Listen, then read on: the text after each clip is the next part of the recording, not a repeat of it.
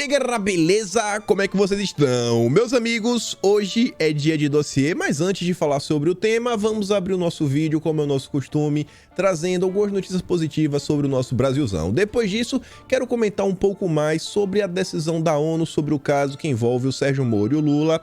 Depois disso, vamos falar do Lulinha e da Rede Globo, que passou um pano sobre a questão da Internacional Socialista, criou uma cortina de fumaça falando aí do Geraldo Alckmin, e o Luciano Hang apareceu na internet ontem fazendo um comentário bastante interessante. Depois disso, vamos falar sobre eleições, esse embate Lula-Bolsonaro. Ontem saiu uma pesquisa mostrando que Bolsonaro empatou e agora o PT tá desesperado. Também saíram algumas notícias que vale a pena a gente ficar de olho sobre um dossiê que teria sido entregue, não foi eu que fiz não, um dossiê que teria sido entregue aí pro presidente americano sobre problemas que podem acontecer no Brasil durante as eleições. E aí sim a gente entra no nosso dossiê, que a gente começa falando sobre questões que envolvem ESG, na verdade, monitoramento de empresas. Quem que vai monitorar empresas para saber quais são as empresas boas ou ruins? Tem dedinho do Sérgio Moro nessa história, para depois falarmos um pouco de educação e entrarmos no finalmente, que é sobre controle, a retirada do poder da mão da população, do povo, e entregar na mão de alguns caciques. E a gente vai falar de semipresidencialismo, tem até a foto ali, né, da rainha. Dizem que querem transformar o presidente da república na rainha da Inglaterra, e esse tema é extremamente relevante, porque saíram algumas coisas aí nos últimos dias sobre terceira via, o que os caciques estão analisando, algumas coisas sobre o Sérgio Moro, enfim, muita coisa. Vamos agilizar, que é para tempo de falar sobre tudo. E já quero começar aqui com a notícia que vai atingir, acho que, o bolso de quase todos os brasileiros. Sabe aquele corte de 25% do IPI que Bolsonaro tinha feito e que alguns deputados da oposição, como Marcelo Ramos, judicializou, levou na PGR para tentar derrubar? Pois bem, agora o Marcelo Ramos deve estar se jogando no chão desesperado, porque não só o decreto de 25% foi aprovado, ele não conseguiu derrubar, como agora foi ampliado para 35%. A oposição vai à loucura. E Bolsonaro fala, né, decreto publicado hoje, esforços de reindustrialização em território nacional por meio de incentivo à competitividade e geração de emprego e renda em todas as regiões do país. Falando em emprego, renda, produtividade, nas últimas 4 décadas, o Brasil se transformou de importador líquido no 4º maior exportador de alimentos do mundo. Imagine se a gente tivesse Ferrogão. Imagine se fosse mais fácil liberar algumas licenças ambientais. Imagine se alguns bancos no Brasil já não estivessem colocando sanções e problemas para o nosso produtor rural ampliar seus negócios, como, por exemplo, o BNP Paribas, que não libera mais financiamento para quem comprar terra, por exemplo, no Senado, que antes de 1º de janeiro de 2020... a terra não seja produtiva, por regras de ESG. Vejam só, né? Imagine se todo mundo trabalhasse em prol do agro. Imagine se nós fôssemos autossuficientes em fertilizante. Sobre o agro, sem crédito subsidiado, como, por exemplo, os produtores franceses, a Agrishow movimenta 11,2 bilhões e bate recorde. O faturamento foi 287% maior que na última edição do Agrishow em 2019. O público na feira também foi recorde. O agro do Brasil segue dando um show, né? Triste demais. O Balboa diz, né? O país está respirando por aparelhos. Investimento direto no país tem melhor fevereiro desde 1995. Isso porque o Brasil, né, estava espantando os investidores. O melhor desde 1995. Primeiro governo Fernando Henrique Cardoso. Adianta falar? Estados Unidos vê Brasil como líder regional na reorganização de cadeias globais. Isso aqui é importante. Segundo o subsecretário americano, o fornecimento de insumos para os imunizantes e capacidade de produção de imunizantes faz do Brasil parceiro estratégico para os Estados Unidos.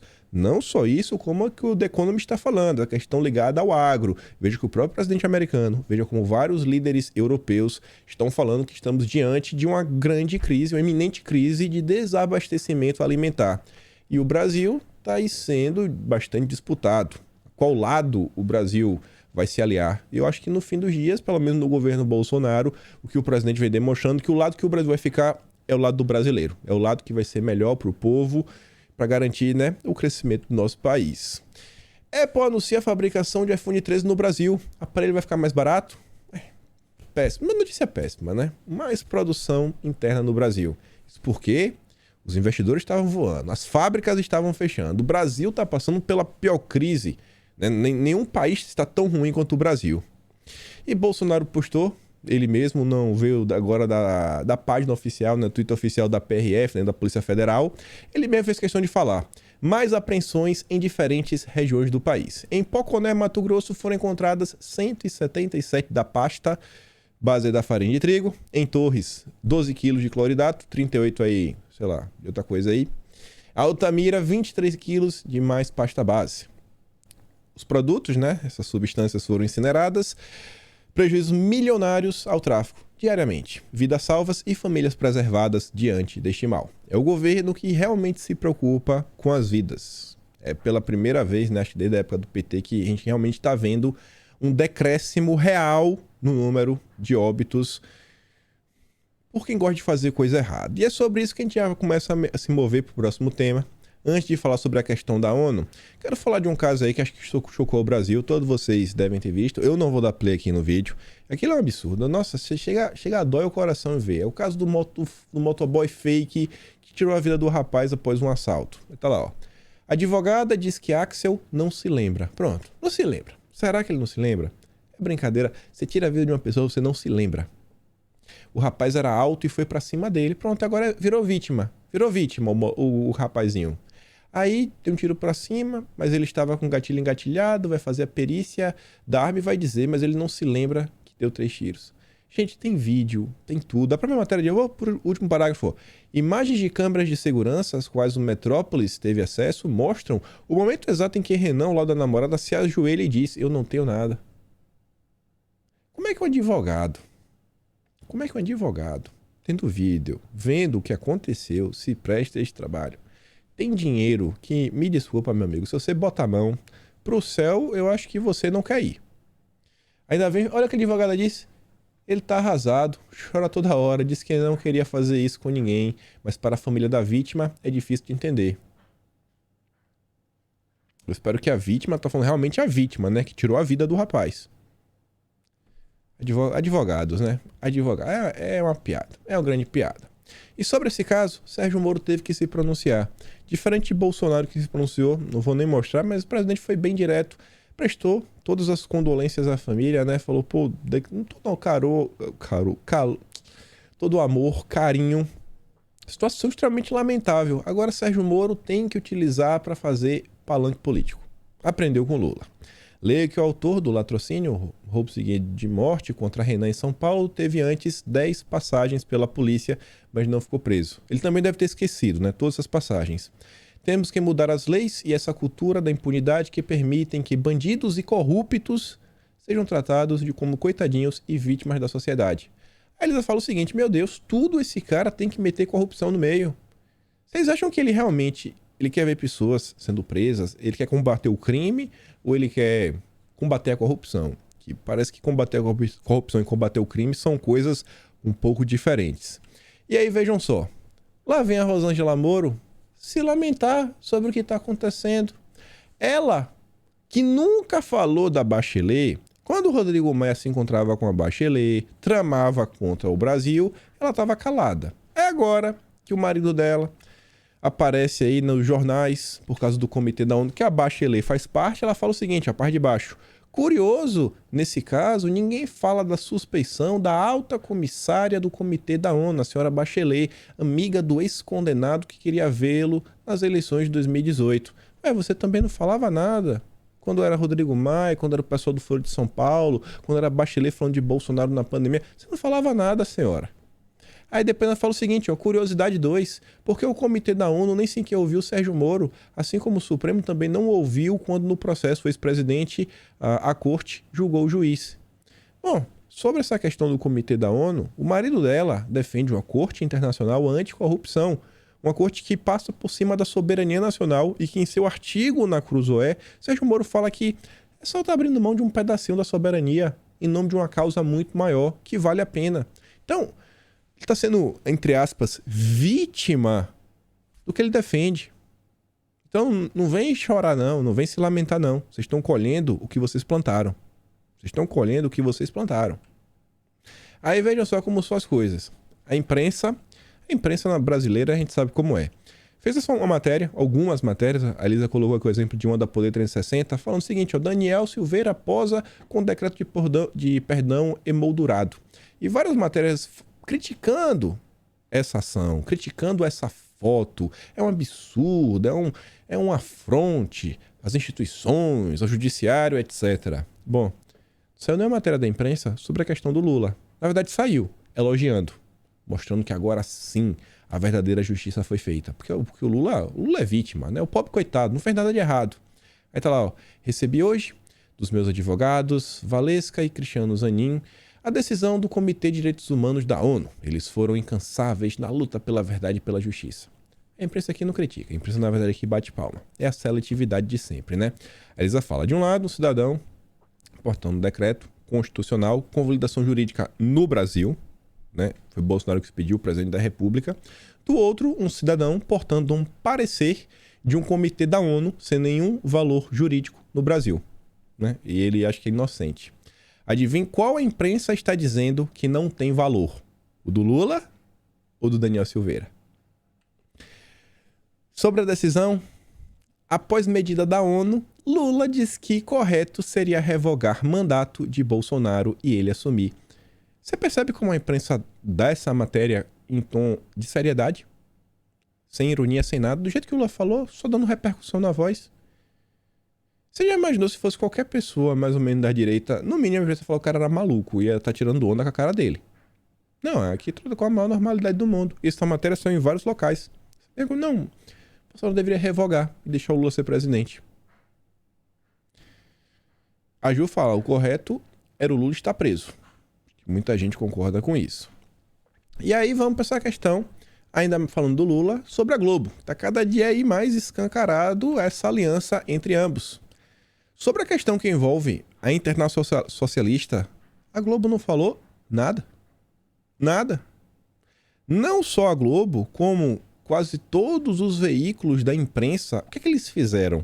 Para eles não deixarem de falar sobre o tema, que é gravíssimo, é basicamente, né, um atentado contra o Estado brasileiro. Eu acho que nenhum brasileiro, em sã consciência, quer ver o país sendo tomado pelo socialismo. Ninguém quer ver isso. E aí, o que é que eles fizeram? Vamos falar do Alckmin. Vamos falar do Alckmin que a gente fala do assunto. E a gente esquece um pouco o Lula, e a gente, sabe, tenta aqui fugir pela tangente. Teve uma matéria ontem no Estadão, nem coloquei aqui o print. O cara tá falando que Mourão foi desmentido. Só faltou falar que Mourão fez fake news. Já explico pelo quê, mas tá aqui, ó. Ao lado de Lula, Alckmin ouve hino socialista em silêncio, mas aplaude no final. E a matéria é sobre o Alckmin. Criando a cortina de fumaça para ajudar o Lula. Mais uma vez. Mais uma vez a Rede Globo ajudando o Lula. Pega essa matéria aqui porque ela tá mais enxuta. Você pega a matéria do Globo e lê, é isso daqui. É esse resuminho aqui que tá no Globo. Alckmin reage a críticas à hino da Internacional Socialista e diz que Brasil vive quadra triste. A matéria do Globo no final é uma matéria criticando Bolsonaro. As falas do Alckmin sobre que é um absurdo, os ataques às instituições, o que Bolsonaro está fazendo no país e coloca uma cortina de fumaça para proteger o Lula. Cristão novo no PSB, o ex-governador Geraldo Alckmin disse se sentir em casa e minimizou críticas de adversários ao hino da Internacional Socialista. Alckmin afirmou que o Brasil vive uma queda triste, com ataques à democracia e uma agenda de crise produzida pelo governo. E ao longo dessa matéria ele fala explicitamente de Bolsonaro, mas o final. O ex-tucano estava ao lado de Lula, na noite de quinta-feira, quando o hino da Internacional Socialista entrou em cena no auditório do hotel onde ocorreu o ato político em Brasília. Olha o que a imprensa faz questão de destacar. Antes, porém, com a plateia em pé, foi tocado o hino nacional. E daí? Tanto faz, eles podem tocar 20 vezes no nacional. A grande questão é Internacional Socialista, é uma clara afronta ao desejo da população brasileira. E um grande aceno, o Foro de São Paulo, todo o projeto de esquerda, da extrema esquerda, que o PT é o capitão. E tenta implantar no país há mais de 20 anos. Na verdade, tenta desde a década de 70. Desde a década de 70, na verdade, o Jango já vinha tentando, deu errado, aí veio o regime militar e a esquerda nunca desistiu. Nunca desistiu. Sabe por que eles colocaram isso daqui? Porque teve uma matéria. Deixa eu até pular aqui e já mostrar isso daqui, ó. O general Mourão, ele fez um post ontem. Os brasileiros que verdadeiramente amam o Brasil e seu povo cantam o hino nacional. Já os outros... Aí só a matéria no Estadão falando que o pessoal do PSB está falando que Mourão... Não, desmentiu o Mourão. Ainda fala em fake news. Porque não é que eles não cantaram, eles cantaram antes. Eles também cantaram o hino do Brasil. Ué, mas Mourão não tá falando que eles não cantaram. Mourão não falou isso. E saiu passando o pano. Aí começou a bater em Mourão. Propagador de fake news. Vejam só como são as coisas. E aqui voltando no Geraldo Alckmin, que ninguém fala do Lula, a Globo parece que não deixa, o conto de fadas entre Geraldo Alckmin e Lula esfriou. Depois de ser aceito como vice de Lula no PT, Geraldo Alckmin esperava caminhar próximo do petista nas articulações de alianças, mas Lula, como o petismo bem sabe, viaja sozinho.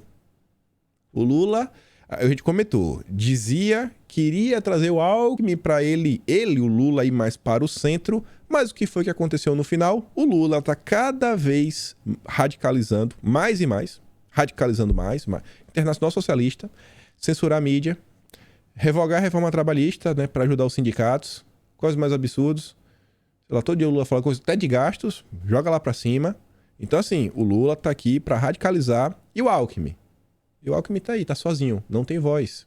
Não tem voz. O governo de esquerda tá bem claro. O governo do PT será um governo da extrema esquerda radical. Além de não ser chamado para ajudar na estratégia, a Alckmin tem ficado em silêncio justamente por não ter propostas claras definidas pela campanha petista para defender. O Alckmin não sabe nem o que tá fazendo. Não sabe nem o que tá fazendo. Não tem nem proposta. É o governo do Lula. O Alckmin tá ali só de enfeite. Sabe aquele negócio que normalmente o pessoal coloca assim no retrovisor do carro, na parte de dentro? É o Alckmin. Só pra, sei lá, deixar um cheirinho. E até o cheirinho já foi embora. Chuchu, né? Pô, não cola. E aí, sobre isso, na verdade, sobre a questão da Internacional Socialista, isso aqui não dá pra dar play pra vocês, porque a Tsuka, ela traz um áudio de 1944 da Força Brasileira, lá em Pisa, na Itália. Dá pra você ouvir no áudio, você não vai esperar um áudio 44 com a qualidade perfeita, né? Aquele áudio antigo, tipo, sei lá, pior do que vinil, mas enfim, você consegue ouvir o pessoal cantando o hino e bombardeios. E ainda assim o pessoal cantando sem parar, sem tremer, sem sequer titubear. E ela diz, né, de um lado, motivação e posição de respeito ao hino da Internacional Socialista, turma da esquerda, do outro lado, brasileiros no meio de uma guerra, sob bombardeios cantando o hino nacional brasileiro. Nunca foi tão fácil escolher um lado, porque eu acho que Bolsonaro apoia uma coisa e o Lula estava lá cantando a Internacional Socialista. O Demagogia do Oprimido, ele fez um bom resumo, sendo bem irônico, que é o seguinte, ó, não é porque Lula canta o hino comunista que o Lula fala que vai regular preços, controlar redes sociais, revogar a reforma trabalhista, regular a mídia, desarmar ainda mais a população, que o Brasil vai virar uma Venezuela. Não vai acontecer nada disso. Confia. Para de espalhar fake news e discurso de ódio. E aí que eu falei pra vocês, o Luciano Hang, ele traz aqui esse comentário. Gente, acho que isso aqui diz muito, né? E eu acho que fica ainda mais estranha essa aliança do Lula com a Globo. Porque pensa o seguinte, o Luciano Hang fala, né? Lula, que tal visitar a AgriShow lá em Ribeirão Preto? Aí ele falou o seguinte, ó, nunca antes na história desse país, um marqueteiro foi demitido com seu candidato em primeiro lugar nas pesquisas. Estranho demais, né? Eu não tinha parado para pensar nisso. E não só o marqueteiro, como o coordenador de campanha, como expulsou aí o Franklin Martins. A própria Globo basicamente já está chamando ele de traidor para ajudar a esquerda, né, a devorar. Não, o Franklin Martins nunca nem gostou de petistas. Saiu no Lauro Jardim. Quem diria, né? Será que a Globo não estava se dando bem com o último marqueteiro do Lula e aí agora está passando por uma reformulação? Vai vendo. Só um comentário rápido. Dória admite ser candidato a vice em chapa presidencial. O Dória falava que não é candidato a todo custo, já admite ser vice. Vamos observar. E diz que está se aproximando do Lula. Do jeito que vai querer dar uma rasteira no Geraldo Alckmin. E falando aqui já em eleições, propriamente ditas, no embate aqui Lula-Bolsonaro, saiu uma pesquisa aí do Poder Data e Bolsonaro empata com Lula no Sul, Sudeste e Centro-Oeste. E além disso, tá ali embaixo pequenininho, né? Vence no Norte e perde no Nordeste. E vamos dar uma olhada aqui. Essa daqui é a tal pesquisa. O geral, né, quando você consolida todos os números, Lula teria 41%, Bolsonaro 36%. No norte, Bolsonaro 48%, Lula 31%. No nordeste, basicamente o oposto, Lula 49%, Bolsonaro 26%. Sudeste diz que tá 39%. Centro-oeste, 39,41 e Sul, 41,38. Eu tô achando engraçado. Não que eu acredite nesses números, mas o Lula era favoritíssimo. E agora o Lula já perde. Pelo menos no Norte e no Centro-oeste. No Sul tá ali 3 pontinhos na frente. Empatado pau a pau no Sudeste. Pra quem era favorito, rapaz... Favoritismo do Lula aí? Ah, Jesus. Só dando risada disso daqui. Mas, obviamente, a imprensa e a esquerda como um todo e os artistas têm que fazer alguma coisa para tentar reverter esse quadro. Mesmo Lula sendo favorito, eles precisam continuar ajudando. Olha a Folha de São Paulo. Opinião. Anitta pediu e adolescentes tiraram um título. Eles vão saber votar? Jovens ficaram fora da escola por longos meses. Nesse tempo, tinham de estar aprendendo o que é democracia. Olha só. Olha como essa matéria diz muita coisa. A Ju fala o seguinte, ó, traduzindo. Os jovens vão saber votar no Lula? Só tonto que não vê, né? O que é saber votar para a imprensa? É votar no Lula. E perceba como estar na escola é algo, em tese, essencial para votar direito. Estariam os professores doutrinando crianças em sala de aula para votarem no Lula? Não acredito. Não é possível. E sobre essa questão de voto, foi interessante no dia de ontem. A falar de Bolsonaro, deu uma mitadinha. Vem lá o Leonardo DiCaprio tentar fazer uma graça. Falou o seguinte, ó. O Brasil abriga a Amazônia e outros ecossistemas críticos para as mudanças climáticas. Lá vai ele com a pauta do ESG. O que acontece lá é importante para todos nós. Lá vai ele, ó. O que acontece na Amazônia importa ao mundo. E o voto dos jovens é fundamental para impulsionar a mudança para um planeta saudável. Ou seja, tem que tirar Bolsonaro. Para saber mais sobre o registro de eleitores no Brasil, antes de 4 de maio, visite, coloca lá o site. Aí Bolsonaro, de uma forma extremamente... descontraída, respondeu o Leonardo DiCaprio. Obrigado pelo apoio, Léo. É muito importante ter todos os brasileiros votando nas próximas eleições. Nosso povo decidirá se quer manter a nossa soberania na Amazônia ou ser governado por bandidos que servem a interesses especiais estrangeiros. Bom trabalho em The Revenant. E ele continua. A propósito, a foto que você postou para falar sobre os incêndios florestais na Amazônia em 2019 é de 2003. Tem gente que quer prender brasileiros que cometem esse tipo de erro aqui em nosso país, mas sou contra essa ideia tirânica. Eu te perdoo. Abraços do Brasil. Com a dessa, eu cuspia no chão e saia nadando, viu? Quem fala o que quer, ouve o que não quer. E Bonorinho tá se aproximando das eleições, tá todo soltinho, né? Tá todo soltinho ele. E sobre eleições ainda, vale a pena ficar de olho em algumas coisas. Percebam a quantidade de narrativas que estão sendo criadas desde o ano passado. Quer ver um grande exemplo?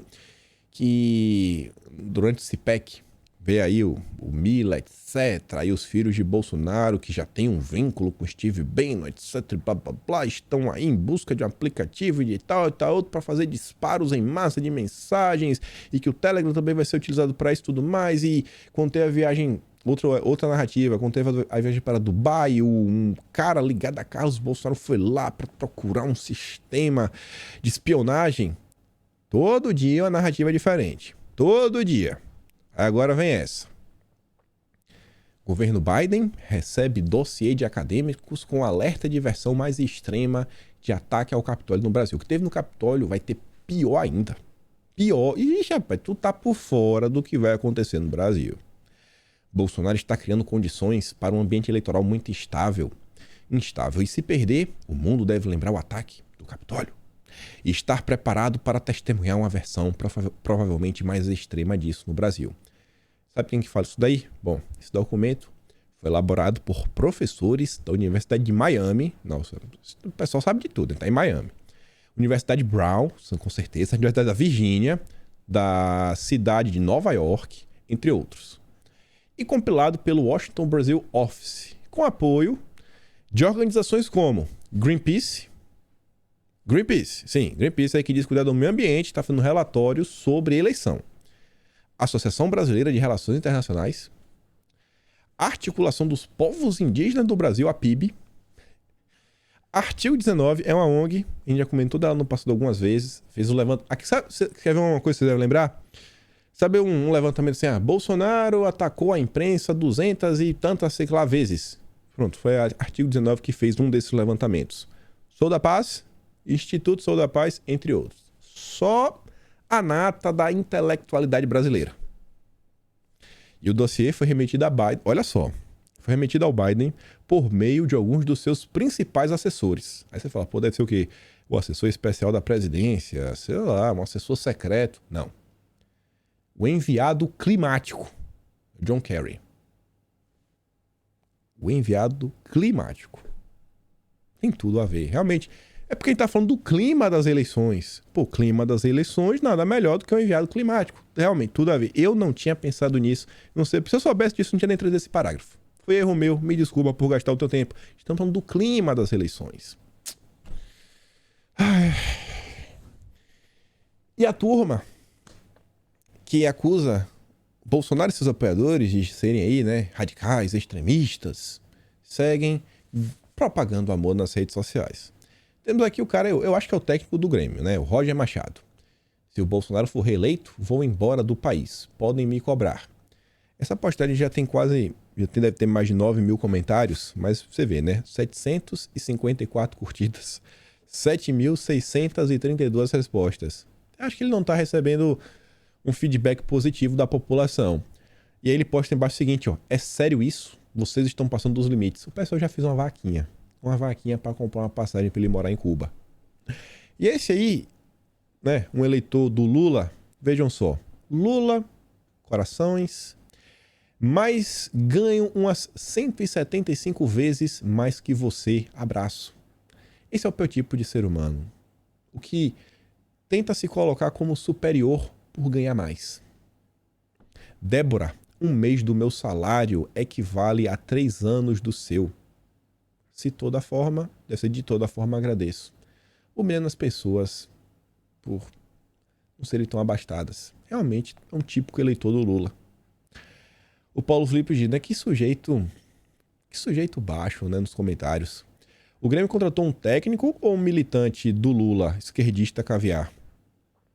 Esse não é aquele que fez vídeo cantando a musiquinha da comunista Manuela Dávila? Que coincidência, né? Ele não gostar do presidente Bolsonaro.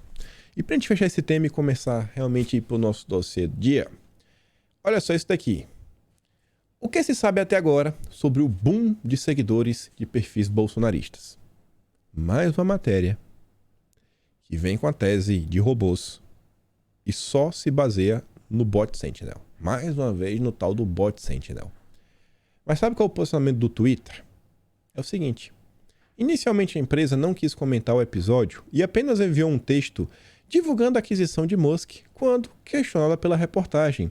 Na quarta, dia 27, afirmou que analisa as variações globalmente e, ao que tudo indica, essas oscilações parecem ter sido, em grande parte, resultado de um aumento na criação de novas contas e desativação de outras organicamente. Orgânico. Mas, segundo, né? Vocês estão vendo aí, não, robôs, os robôs de Bolsonaro. Mais uma narrativa, né?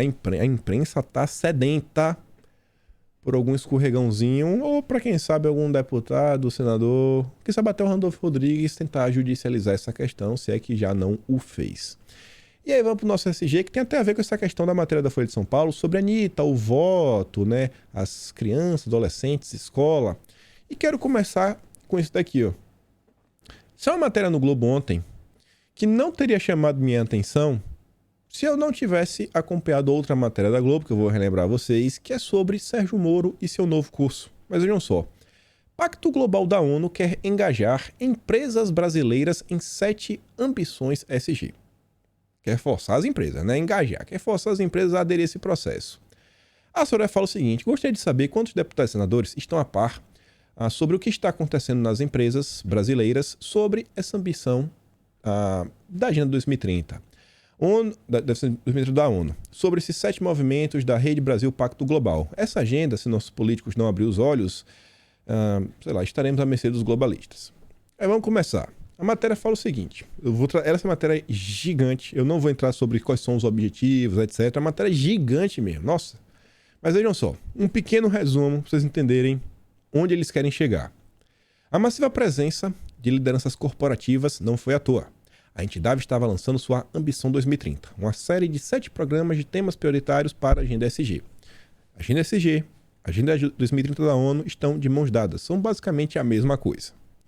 Ao todo, são 7 movimentos, como são chamados os programas elencados como prioritários.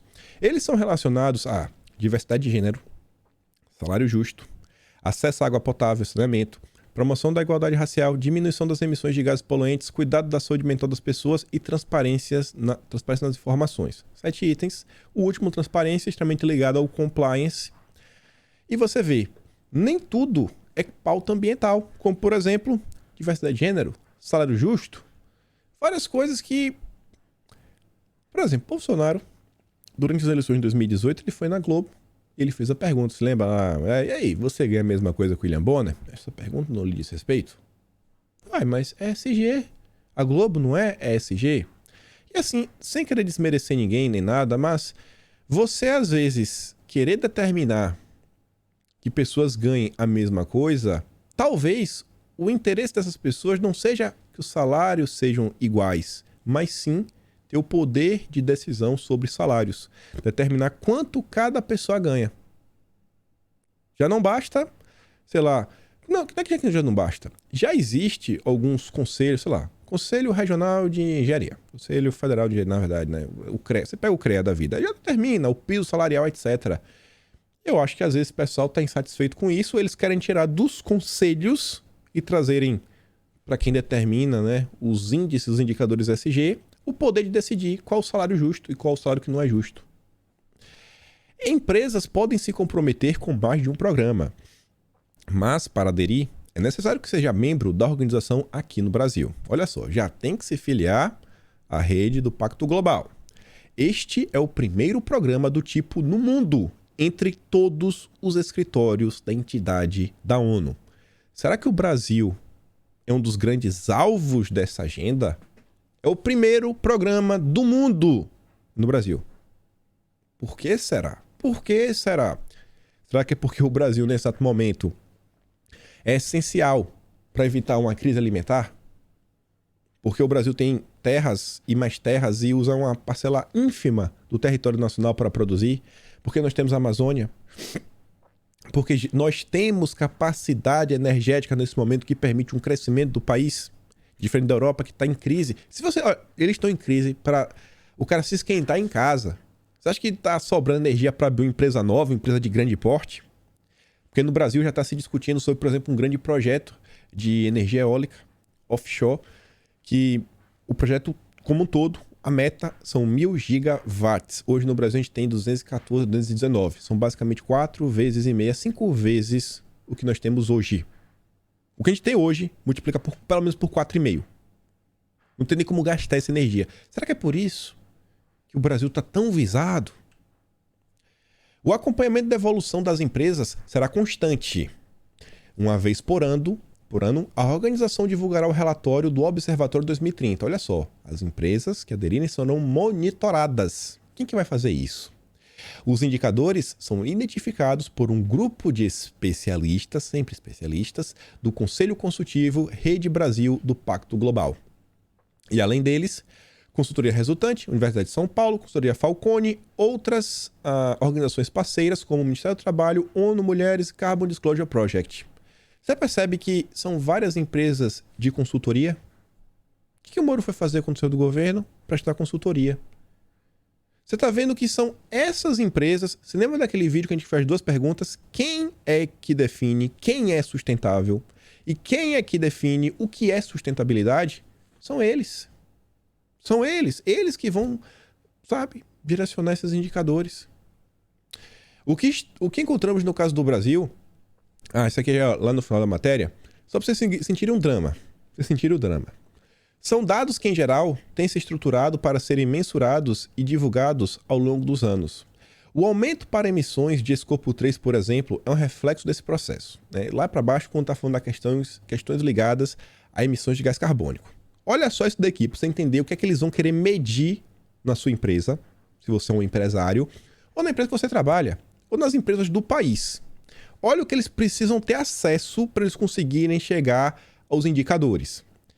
Ela explica aqui no caso da Escopo 3 que, segundo a metodologia de mensuração de emissões do GHG Protocol, é a que abrange as emissões de carbono de toda a cadeia de fornecimento. Uma das metas que esse pessoal tem a longo prazo, de transparência, etc., é poder medir toda a emissão de gás carbônico, não só do seu, enquanto ser humano comprando carne, bufando bastante, né?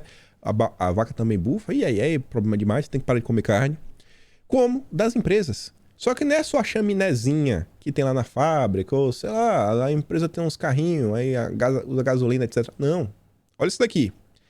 O processo é complexo e composto por até 17 categorias de análise, como emissões na cadeia de fornecedores, na locomoção de colaboradores, em investimentos, etc. Eu só vou pegar 2, que é o de fornecedores e colaboradores. Eu trabalhava na Klabin e eu desempenhei o cargo exatamente de... eu era basicamente o gerente de facilities. Eu comandava vários setores. Um dos setores era o setor de locomoção de colaboradores. Ônibus, etc. Imagine você ter que ter toda a rota da empresa, tudo bonitinho, tudo desenhado, mostrando, a gente faz esse processo. Eles vão olhar se a rota tá boa, se não tá. Vão olhar a empresa que você está contratando, se é uma empresa que, por exemplo, usa ônibus novos, ônibus velhos, qual é a taxa de emissão do ônibus, qual é a taxa de emissão de carbono, etc., do ônibus da empresa que você está contratando. Já pensou querer te proibir de contratar determinadas empresas? Aquela empresinha familiar que aos trancos e barrancos vem trabalhando, é a empresa da sua cidade. Aí, talvez, você vai ter que contratar um serviço mais caro, da capital, por exemplo, então as grandes empresas, porque são ônibus mais novos, etc., porque por causa do planeta. Já pensou nisso? Já pensou quem trabalha em fábrica sabe? Vez ou outra, caos, confusão, máquina parou, equipe da manutenção manda descer táxi adoidado, né, para os técnicos. Cara, busca o cara em casa agora. E aí? É assim? Vai chamar um táxi desse jeito? Qual táxi? De qual empresa? E a emissão desse táxi? É carro novo ou carro velho? Então, imagina a quantidade de dados que precisa ter, para onde vai, para onde não vai, o que foi feito, o que não foi feito. E às vezes até querer falar como a manutenção da empresa pode ou não pode operar. Porque isso aqui vai impactar nos indicadores. E outro, você vê cadeia de fornecedores. Já pensou você aí, às vezes você tem um caminhãozinho, você é um caminhoneiro independente. Você, enquanto caminhoneiro independente, você tem aquele Mercedão velho, de guerra, mas tá aí todo inteiro. O seu carro, seu Mercedão, irmão, tá fumaçando. Você tem as certificações, bonitão, então seu Mercedão aqui não vai poder mais carregar na empresa. Não vai. Não vai. Olha isso daqui. Só em um aspecto. Imagina a quantidade de dados que as empresas vão ter que fornecer em nome da transparência para proteger o meio ambiente. Mas vamos continuar que a gente vai parar no final do vídeo de hoje. A gente vai falar de semipresidencialismo. Há 6 meses das eleições, Moro divulga curso contra o sistema da corrupção. E por causa dessa matéria que me chamou a atenção. Moro vai dar um curso para falar de corrupção. Mas nesse curso de corrupção, na verdade, ele vai falar sobre os conceitos de compliance. E Moro tem a tese que através da transparência, né, tudo bonitinho, etc., você contratando aí, consultorias caríssimas para fazer auditorias, para impedir que pessoas façam coisas erradas, a sua empresa vai ser sensacional. E esse curso é no âmbito da SG Brasil Academy. E o intuito desse curso do Sérgio Moro é o seguinte: o curso inclui conceitos sobre corrupção, blá, blá, blá, blá, blá. Aqui, no Brasil, muitos já alegam que a regra do jogo é corrupção, mas até quando o sistema... Poxa, não é esse parágrafo aqui. Não é esse parágrafo que eu queria colocar. Eu queria colocar outro parágrafo. Mas enfim, tinha outro parágrafo da matéria, a matéria era maior, que falava o seguinte: Moro, ele basicamente quer criar pessoas que vão participar desse processo. Assim, venha você também fazer parte, venha você também ser um líder no combate à corrupção, líder no compliance, etc. Eu não peguei esse parágrafo. Ou seja, Moro já quer criar os especialistas. Quem vai monitorar a tua empresa lá na frente? Aí, ó, olha que é um professor. Tu acha que não? Coincidência? Olha o último parágrafo. O curso do ex-ministro é o único anunciado na página SG Brasil Academy. A previsão de um segundo curso sobre mudanças climáticas e políticas ambientais em parceria com Pacto Global. Esse aqui, ó. Aqui é o Pacto Global. Em parceria. Aqui, ó. Especialistas. Os consultores. Olha quem vai formar. Tá entendendo? Ah, e por que você fala tanto do Sérgio Moro? Ele não tem nem chance de ganhar pra presidente. Olha o que ele tá fazendo. Olha o que ele tá fazendo. Esse cara tem algum amor pelo Brasil? Não tem. Não tem. Aí, a Globo diz, né? A instituição se apresenta como uma das maiores empresas de tecnologia para a educação no Brasil. Já vai começar a entrar para educação. Olha aqui, não tem nenhum curso. A maior empresa do Brasil tem nenhum curso até o momento. Só o do Moro e esse próximo. Tem até... Aqui é coisa que a gente mostrou em vídeos passados, né? Até começou... Aqui no canal já passou. E vamos pro próximo tema. Tá falando de educação. Formar pessoas pra gente chegar em semipresidencialismo. Também saiu no Globo. Dia da Educação. Conheça as habilidades e competências necessárias para trabalhar com a temática SG. Aí tá lá, ó. Empresas precisam ser SG raiz. Distância entre discurso e prática entrave nas empresas. É um desfavor não divulgar dados sustentáveis, disse CEO da blá blá blá.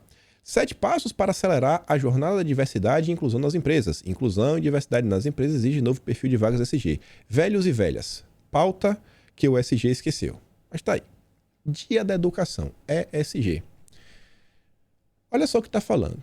O próprio Senado falando sobre vegetarianismo, sobre isso, sobre aquilo outro. Vocês viram aqueles outros indicadores do que a gente acabou de falar. Não é só questões ligadas ao meio ambiente. Então, assim, na escola podem querer colocar, na escola do seu filho, o dia que só pode comer fruta. Por que só pode comer fruta? Porque comer, sei lá, uma coxinha não pode. Comer um pão com mortadela e queijo não pode. Não pode, é o dia... Só coisas da natureza, pra gente aprender a valorizar a natureza. Mas além disso, será que a escola está ensinando a combater o preconceito? Será que a escola está falando sobre a necessidade da equidade entre as crianças? Será que a escola está contratando a mesma quantidade, sei lá, de professores X, Y, Z, isso, aquilo, outro? E você começa a ver que esse tema começa a entrar na escola. E para a escola ser bonitinha, cheirosa, né, do jeito que os investidores gostam para poder receber um capital, para crescer. Porque hoje em dia você está vendo, vão crescendo aí as filiais, as grandes redes de ensino. Aí vai ser SG. É o tipo de educação que querem para o seu filho. É o tipo de educação que querem para o seu filho. O que você acha disso? Aí veja isso daqui. Reprovada. Mais da metade da população está insatisfeita com a gestão da educação básica pública no país. Gestão educacional. A aluna do bem, não é a aluna Zabon, não, a Bex Rádio, fala o seguinte: pessoal, posso dizer uma coisa para vocês? Não acreditem nessas bobagens não, beleza? A população, incluindo gente supostamente bem informada, não tem a menor ideia de como a gestão escolar é feita no Brasil. Ninguém faz nenhuma ideia. Nenhuma ideia. O que eles querem com isso daqui é avançar com algumas agendas. Ela fala o seguinte, ó, sabe o que acontece? Tanto o Globo quanto o Valor estão com espaço de sobra, né, nas suas páginas, e as ONGs precisando mostrar para seus conselhos que são relevantes. Hoje elas influenciam o lado que já é mobilizado, aquele que sempre aquele que pede sempre mais grana, sindicatos e professores. Nós precisamos de 3 fundamentos, basicamente. Currículo claro e ambicioso, não é o BNCC. Avaliação que monitore se os objetivos de aprendizagem estão realmente sendo aprendidos e livros didáticos que os levem bem explicados para a sala de aula, que eu acho que o governo federal vem fazendo. E diz, o governo federal está tratando de tudo isso e esses apetrechos de mobilização política estão cada vez mais inúteis. Aqui um grande exemplo de uma ação real do governo federal. A Kátia Prato, ela dá o testemunho de vida dela. Tive um efeito colateral com o Grafogame. A minha filha aprendeu a ler com 3 anos e meio. 3 anos e meio. Governo Bolsonaro. O Dadalin colocou ali um videogamezinho e livros. E aí, olha só. Uma das pautas que é ESG também são coisas que envolvem o social, né? O respeito por diversas coisas. Eu estudei numa escola que é uma escola católica. Toda Semana Santa tinha o dia que aí sim tinha que ter o dia do pão com suco de uva, pra gente representar, né? E tentar entender a situação. Ah, olha isso daqui. Olha o que o Globo faz questão de divulgar. Projeto de lei quer reconhecer Exu como patrimônio do Rio. Beleza, não vou entrar nessa aqui se é certo ou se é errado. Você escolhe, você escolhe. E por esse caminho que a gente vai chegar em semi-presidencialismo, acredite se quiser. O Arthur fala o seguinte: Átila Nunes, do PSD, do Pacheco, que apoia o Lula, é o mesmo deputado, esse cara que teve essa ideia, é o mesmo deputado que queria proibir os cristãos de evangelizar as pessoas e instituir o assédio religioso. Entendeu? Ele afirma, depois pergunta, entendeu? Eu fui atrás de ver isso aqui, olha só. Projeto de lei 2015/2019. É do Átila Nunes. Projeto de lei proíbe o assédio religioso em ambientes públicos e também privados no estado do Rio de Janeiro. Eu realmente concordo. Assédio religioso nunca é bom. Nunca é bom. Nunca é bom mesmo. Só que vocês que já estão calejados de ver como as coisas acontecem no nosso país, será que esse projeto de lei iria realmente impedir o assédio ou seria usado para tentar criminalizar os cristãos, calar os cristãos? O que vocês acham que iria acontecer? Brasil, o que vocês acham que iria acontecer? E quando eu vi isso daqui, eu falei, cara, rapaz, bom, falando de terceira via, falando de várias coisas, estão falando aqui de cristianismo, a gente tá falando de ESG, que é basicamente tirar cada vez mais o controle da população e dar para uma classe de iluminados. E aí eu lembrei de uma matéria. Eu lembrei da matéria do próprio PSD, do próprio Kassab, que eu acho que tem tudo a ver com isso daqui, né? Para combater o assédio religioso. E olha só, vamos falar com quem gosta de controlar os rumos da sociedade. No ano passado teve uma matéria, a gente comentou em vídeo na época, saiu no Globo, foi uma entrevista com Gilberto Kassab. Distritão traz tudo de ruim na democracia. Impeachment tem cenário cada vez mais favorável, diz o Kassab. Uma matéria falava do Distritão. E o que é que o Distritão, que a gente vai à democracia, vai a ver com SG, a gente chega lá é fácil. Mas o que é que isso tem a ver com o cristianismo? Vocês vão ver. Aí pergunta o seguinte, ó, o Distritão, que é um modelo onde os mais votados são eleitos. Você esquece o coeficiente eleitoral, é o mais votado. Quem for mais votado, leva. Deverá entrar no relatório da Renata Abreu. O que é que você acha, Kassab? E ele fala o seguinte: vejo de maneira muito ruim sua discussão e eventual implantação. Acaba com a política no país. Por que acaba? Os partidos são necessários porque são um filtro. Os partidos são uma espécie de consultores. São uma espécie de consultores. Se a ONU é a democracia, os partidos são o Pacto Global e a turma do Sérgio Moro. É tipo isso. Eles que vão filtrar para garantir que o SG vai ser instaurado. Vamos continuar. O Distritão cria a oportunidade de cada parlamentar ser o próprio partido. Vamos ter 513 legendas no Brasil. Olha só. Ele não quer ver muitos partidos. Ele quer diminuir. E ele deixa claro ao longo da entrevista. E aqui que entra a questão do cristianismo. Se a ideia é ruim, por que tantos parlamentares têm se posicionado a favor e o debate voltou à tona? Ele falava o seguinte: existe uma ilusão dos parlamentares de que hoje é mais fácil se eleger pelo Distritão. Só que não é bem assim.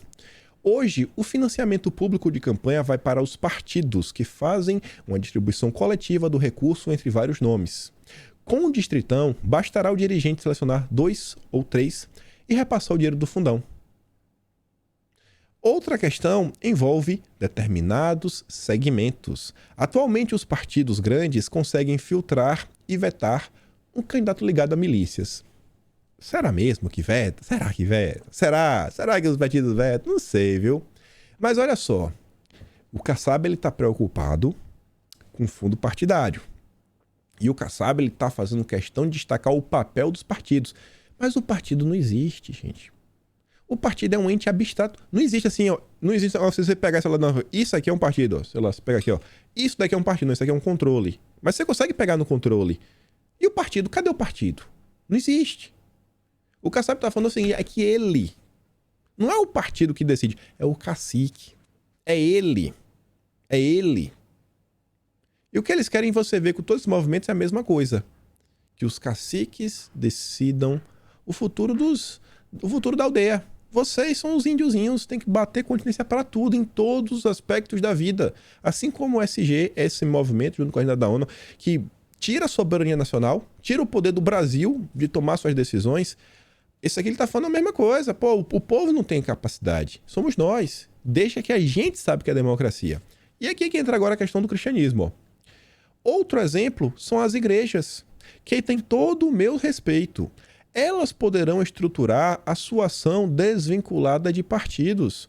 O eleito poderá legislar apenas para a própria denominação. O distritão traz tudo de ruim que pode haver na democracia. Uai, representar um grupo específico? Isso é ruim?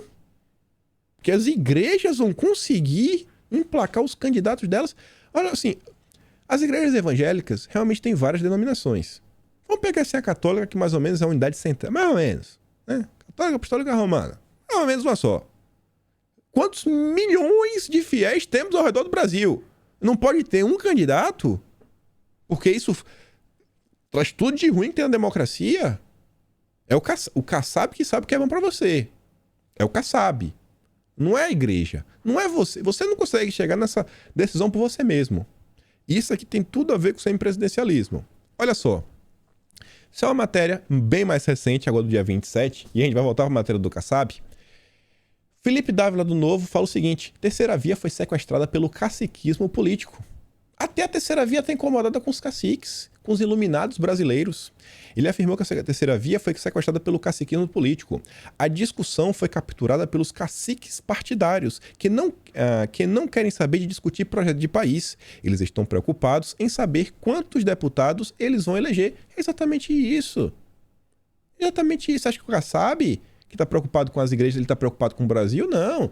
Ele quer saber se ele senta no colo do Lula agora ou se ele só senta no colo do Lula no segundo turno. É só isso que ele quer saber. É só isso. Isso que o Brasil se exploda. Aí vamos voltar para a notícia da Globo. O Congresso se prepara para discutir mais uma reforma política depois de proibir há 4 anos coligação nas eleições proporcionais e de estipular cláusula de barreira para os partidos. Aí o que ele diz, ó, que o objetivo final de qualquer reforma política tem que ser diminuir o número de partidos para que o país tenha mais governabilidade. Mentira. O que ele quer é o seguinte: é que se reduza cada vez mais, porque hoje quem manda são os caciques. Principalmente hoje, que cada vez mais esvaziam o poder do executivo e agiganta o poder do legislativo. E com semipresidencialismo, aí, meu irmão, que acabou de vez. E aí, vamos voltar numa coisa que a gente também já comentou em vídeo. Olha o que Kassab falava ano passado, durante a reforma política, que os caciques, né, orientaram suas bancadas para ser aprovado do jeito que eles queriam, com que a FHC já pensava desde lá de trás. Financiamento de campanhas. Que modelo o Brasil deve adotar? Diante do prazo exíguo, o FHC defendeu como medida mais imediata a adoção de uma cláusula de desempenho, cláusula de barreira. A cláusula de barreira, ela é essencial para o semipresidencialismo, porque os caciques, né, vão ajeitar bonitinho, não vai ter briga interna, e aí conseguem montar o blocão para na hora de realmente aí direcionar, escolher o primeiro-ministro. O ideal, 2 partidos, PT, PSDB, como nos Estados Unidos, republicanos versus democratas, no máximo 3, não mais do que isso. O objetivo final deveria ser reduzir o número de partidos com cadeiras no parlamento, exatamente o que o Kassab defende. Em 5 de setembro último, o plenário da Câmara aprovou em primeiro turno, blá blá blá, e fala, cláusula de barreira, etc. O FHC, ele também definiu o seguinte, ó, proibição de coligações para ajudar, porque isso faz com que os partidos reduzam de tamanho. Quer fazer federação? Faz, porque a federação não pode quebrar. Coligação você faz, você separa e o partido continua respirando. Federação é para sempre, é 4 anos juntos. E ele falava o seguinte, ó, cláusula de barreira para conter fragmentação partidária e para impedir a criação de não partidos com acesso aos recursos. O fundão aliado à cláusula de barreira é o pai e a mãe do semipresidencialismo do Brasil, que os caciques políticos vêm tentando emplacar. Olha há quantos anos. Mas vamos continuar. Voltando para a entrevista do Kassab. O Brasil hoje tem mais de 30 partidos. Qual seria o caminho ideal e que legendas vão sobreviver? Se chegarmos a 10 ou 12, é um número razoável. Razoável, bom não tá, mas razoável. Porque só vai ter só a nata. PDT, PSB, MDB, DEM, PSDB, PT, PSOL, só partido de esquerda. Porque PL, PP, republicanos, pode até compor a base. Assim, a gente já, no máximo, matura o Valdemar, o Ciro Nogueira da Vida, Marcos Pereira. Pelo amor de Deus, ninguém se vê, meu coração é PL, meu coração é PP. Não é. Olha os partidos que ele quer que sobreviva. Líderes do Centrão defendem a volta do financiamento privado das campanhas. O senhor concorda? Não. Não. O financiamento privado não deu certo no Brasil, ficou claro depois de tantas dias de investigação. Embora tenhamos tido financiamentos lícitos, o modelo está criminalizado pela sociedade e as empresas teriam receio. Independente se isso aqui for verdade ou não, o Kassab não quer. Ele não quer, porque ele sabe que senão o semipresidencialismo não avança. E aqui que a gente vai para o final do nosso vídeo. Bolsonaro, rainha da Inglaterra, o que tentam transformar em Bolsonaro. O Cunha escreveu um artigo, dia 25 agora, que ele fala o seguinte: Moro, o personagem mais odiado da eleição de 2022. O artigo é gigantérrimo. Nossa senhora, demora para ler. Só que tem umas coisas interessantes. E o que me chamou a atenção foi só isso daqui, na verdade. Tem uma coisa lá, fala do Moro, etc. Tem lá a briga dele. Mas olha só o que o Cunha fala. E como vem de encontro até o que o Kassab também está falando. O único saldo de Moro, na sua criminalização da política, isso eu realmente até concordo com ele, foi o atual indecente e, por incrível que pareça, insuficiente fundo eleitoral. Porque, ao criminalizar as doações empresariais para as campanhas eleitorais, Moro conseguiu o fim desse instrumento e a consequente necessidade de financiamento público. Sabendo hoje, né, que Moro ele enxerga o FHC de um jeito, né, mais diferente, que não pode melindrar, a proximidade do Moro com o PSDB. Será que isso aqui, sei lá, no passado foi pura coincidência, foi sem querer? Ou essa criminalização da política tem método? Isso mesmo, a consequência da sua criminalização da política impôs um bilionário custo de financiamento público para as campanhas eleitorais. É evidente que ninguém iria ousar fazer novas doações porque amanhã, além de ficar vinculado a algum candidato, terá de explicar que suposta vantagem obteve com essa doação. Ainda mais num cenário que só tem caciques, etc, né? Que basicamente todo esse centrão, o Kassab tá dizendo aí, né? E a esquerda, ó, negócio de igreja. Já pensou você doar pra igreja? Por que você doou? O que é que você quer? Não, cara, eu não quero vantagem, não. Eu só quero ter aqui um cara que eu acredito que vai levar os ideais cristãos pra dentro da Câmara. Não, você é ladrão, você é bandido. Nem adianta mudar a legislação para voltar a financiamento privado, porque será infrutífero. O trauma foi enorme e ninguém quer repetir essa experiência. Aí não sei, mas opinião bem similar do Kassab. E aí, olha só. Chegamos no semipresidencialismo. Recentemente, para minha surpresa também, o Estadão soltou 2 artigos que estão criticando como a coisa está sendo feita. Semipresidencialismo e soberania popular. Seus atores ignoram o fato que em 21 de abril de 93 teve um plebiscito e o povo rejeitou a proposta de implantar o parlamentarismo no Brasil.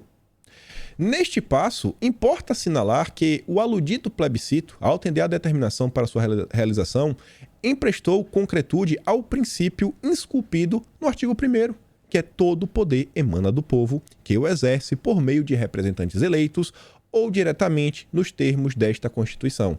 O povo falou que não. Artigo 1º. E querem trazer esse papo de volta. Sem aprovação expressa do povo, eventual alteração no atual sistema de governo configurar-se-ia manifestamente inconstitucional. Ao povo restaria o consolo de eleger diretamente uma verdadeira rainha da Inglaterra. Um ornamento da República que seria presente em solenidades oficiais, civis e militares no Brasil e no exterior. Basta olhar para o que vem fazendo majoritariamente o atual Congresso Nacional para concluir o desastre adicional que a adoção desse parlamento tupiniquim significaria para o destino da nação. Será que o Congresso atual, representa o anseio da sociedade?